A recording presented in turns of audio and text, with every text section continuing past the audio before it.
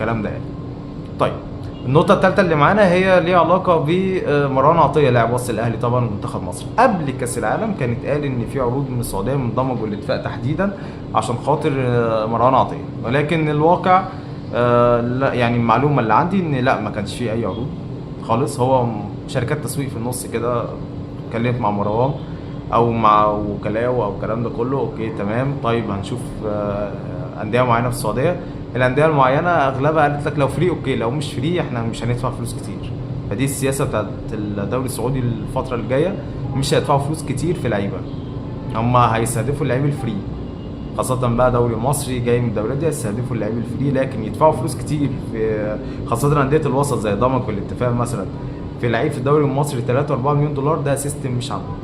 فما فيش اي عروض من السعوديه لمروان عطيه لغايه دلوقتي. ممكن بعد كاس العالم يجي له عروض طبعا من الخليج من اوروبا، ولسه سنه كويس فممكن يجي له عروض، دي حاجه يعني وارد جدا ان هي تحصل يعني. ولكن قبل كاس العالم وفي الفتره دي تحديدا لغايه دلوقتي مفيش اي عروض لمروان عطيه.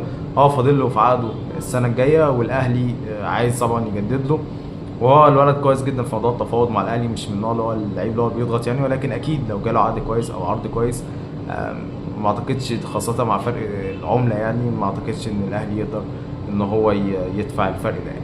فيعني نشوف بعد كاس العالم بس، لان اكيد شكل العروض وشكل العروض دي كلها والتعاقدات ده هيتغير للعيبه المصريين، خاصة لو احنا كملنا كمان اكتر في كاس العالم بقى، تأهلنا من المجموعة ورحنا لدور 32 دور 16، اكيد العروض هتختلف اكتر للعيبه اللي هي هتجيد مع منتخب مصر. وطبعا مروان عطيه لعيب اساسي في المنتخب، يعني من المرشح يعني ان هو يجي له عروض كويسه. ده الفيديو بتاع النهارده واشوفكم في فيديو جديد. السلام عليكم.